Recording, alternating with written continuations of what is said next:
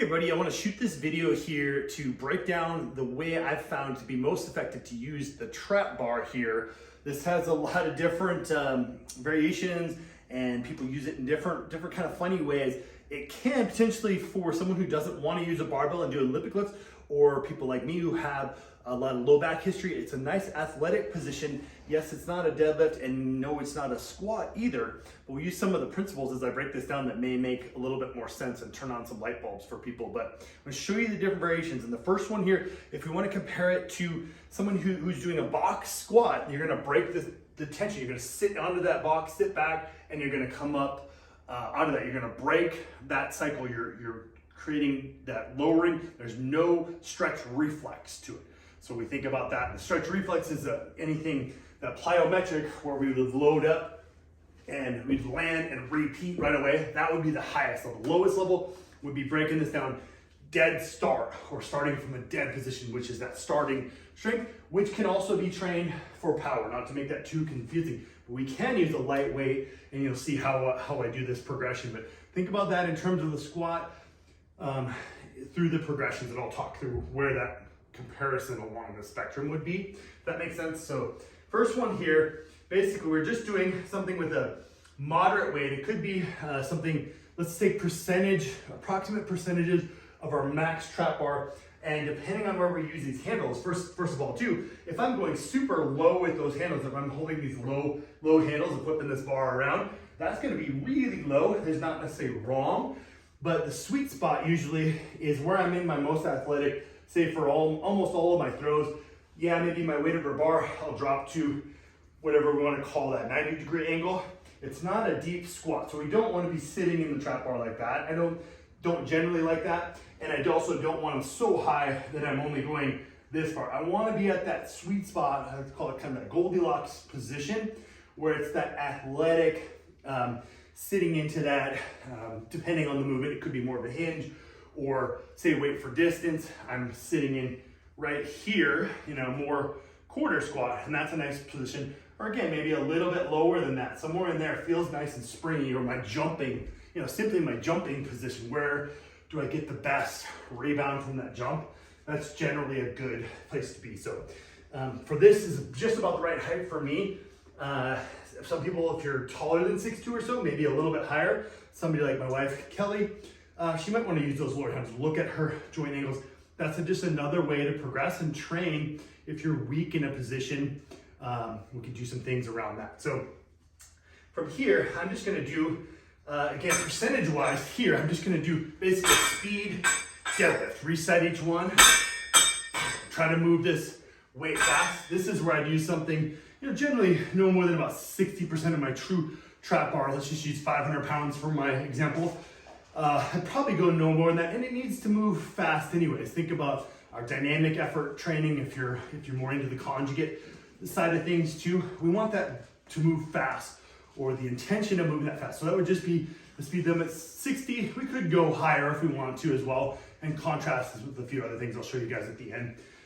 Next variation would be probably a little bit lower weight, somewhere more around 50%. So if I'm a 500-pound trap bar guy, somewhere around 250 or so. Something where I can move that fast and then get up on my toes. You see, I get into this. This is where we can basically replace, if we don't want to do high pull, we don't want to go full into Olympic position, I can still get this awesome triple extension up on my toes, walking out the knees momentarily here, and hips driving into that, and slightly get my chest up and even look up a little bit to that nice thrower finish position too. So I'm going to get up on the toes with this one now. Load, up on the toes, come back down, load, up on the toes. So I'm not trying to necessarily jump, but I probably would be best served with choosing a load that's right on that edge of something I can move relatively fast, that nice in between. It's not just a grind where I'm just barely moving that bar. I wouldn't want to go here and then try to do a toe. It should be seamless, where we're basically just not trying to stop with the heels down at the top. I'm allowing myself to float up, which I like this a lot better than the barbell squat. For that purpose, it's just got a nice feel to it. I always have the option to drop it at any point. So with the next variation, I'm actually going to drop it. So I'm going to go up on my toes and power shrug a little bit and allow that bar to float up. I'm just gonna drop it on the way down. So it's a little practice and coordination, but that's a nice next level progression. Again, even lighter for that, somewhere, again, under that, usually 50% range, maybe 40 to 60 range, somewhere in there. You're kind of starting to blend too many things. So be aware of where you are and how you're gonna progress that potentially through your training cycle, where you are. So here, I'm gonna get max height. Again, this is lightweight. See that point? And I'm just almost dropping the bar. I'm just floating down with it. Takes a little practice to get into that. That's where, a little bit of learning curve. The rest of this, the benefit, almost no learning curve. And then show you one more variation and then how to put these into combos. The next one would be the highest level, and you'll see, again, that stretch shortening, that dynamic drop and pop. So I'd go really light with this one. This would be about the weight I would use. This bar weighs 55 for reference too. So, somewhere around 100 pounds where I can rebound with that. Think about that. I'm jumping up in the air and coming back down.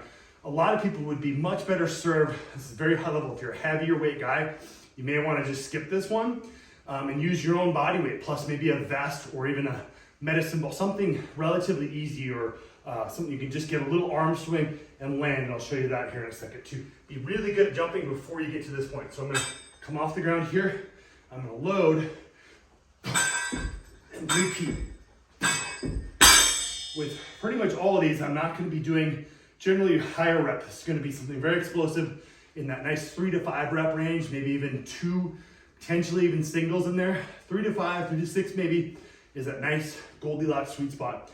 The last combo, I wouldn't do that last one with the jumps and then add to this combo, but I could use contrast training here. A nice combo here where I'm doing a dynamic movement or I'm doing a more closer to a grind movement. So I could do this relatively heavy overload, any of these variations with the speed here, or even a heavy, just a heavy trap bar. Maybe you are going above that 80% range and you want some contrast there, or potentially going into this variation where I'm up on the toes. Maybe the jump shrugs, I've enjoyed those in the past too. And then immediately I'll stop, take a breath maybe, and then I'll repeat with just jumps. And for one thing, it just feels awesome. The jumps are going, you're getting all that load on you, and then kind of like the old way, basically you see baseball players taking that ring, swinging the bat, and then taking the ring off the bat, and the bat just feels nice and light again. Or if you're a thrower and you're throwing the 56-pound weight, and then you go throw the 28-pound weight right afterwards, it just feels so light, explosive. Your nervous system is like just a bit shocked by that in a good way. So I'll go here, and then I'll just repeat that. Boom, boom, boom. Repeat those jumps. If you're not familiar with jumping, a nice, easier place to start would be going from here, and you might just go jump, land, repeat, jump, land. Very high level to be able to repeat those jumps and do that well, especially if you're a heavyweight athlete. I can't say enough about that. And any kind of injuries can really spring up or be exacerbated by that too. So I hope that helps with all those layers of progressions on how we do that with the trap bar. So there you have it, guys.